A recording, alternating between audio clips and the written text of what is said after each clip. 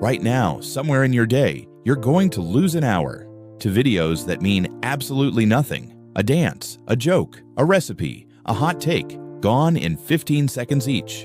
And when you finally put the phone down, you feel tired. Not physically, mentally. You can't focus. You can't finish a page of a book. You can't even remember the last time you actually finished one. Science has a name for that feeling: brain rot. In 2024, it became Oxford's Word of the Year. But here's the real question: are we actually getting dumber? Or is this just a feeling we can't quite explain? Today, we're breaking down the research, a review covering almost 100,000 people to find out what TikTok, Instagram, and YouTube are actually doing to your brain. And by the end, I'll show you exactly how to get your focus back. July 18th, 2026, 10:05 p.m. Mahund. Is brain rot real?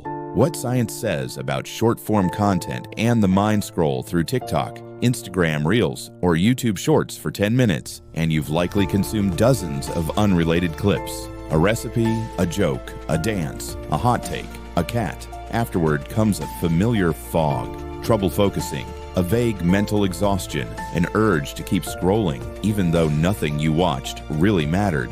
In 2024, Oxford named this feeling brain rot its word of the year. But is it an actual cognitive phenomenon or just a catchy label for a bad habit?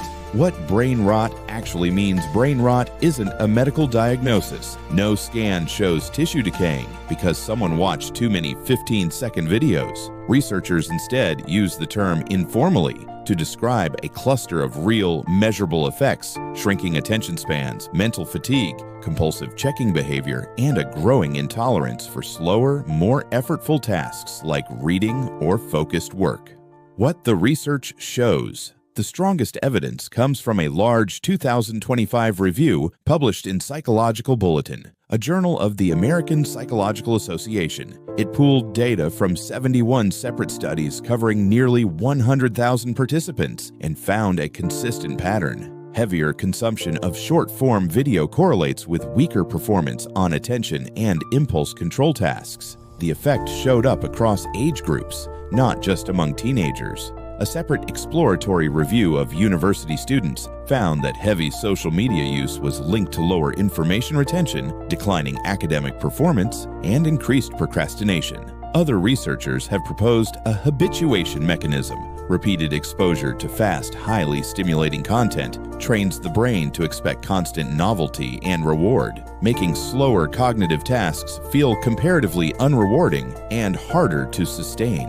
Mood is affected too.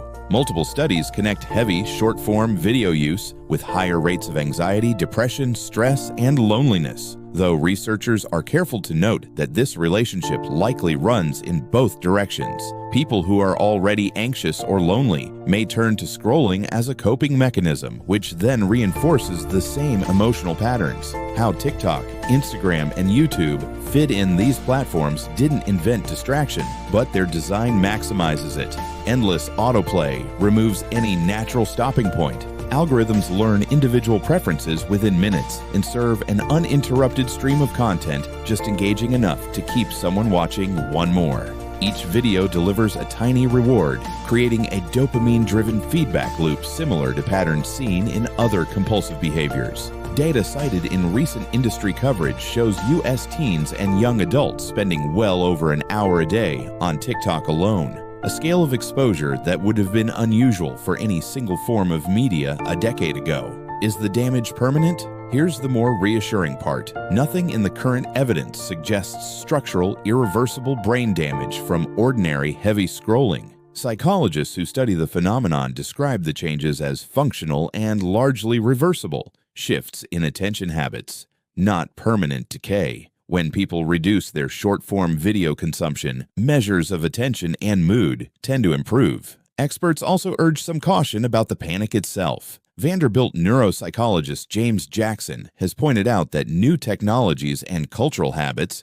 from television to video games to the internet itself, have repeatedly triggered similar alarm before the long-term picture became clear. Most existing studies are correlational and short-term. They show heavy users perform worse on certain tasks, but they don't yet prove that short-form video causes lasting decline or rule out that people already prone to distraction are simply drawn to it more. July 18th, 2026, 10:04 p.m. Mahund. Right now, somewhere in your day, you're going to lose an hour to videos that mean absolutely nothing. A dance, a joke, a recipe, a hot take, gone in 15 seconds each, and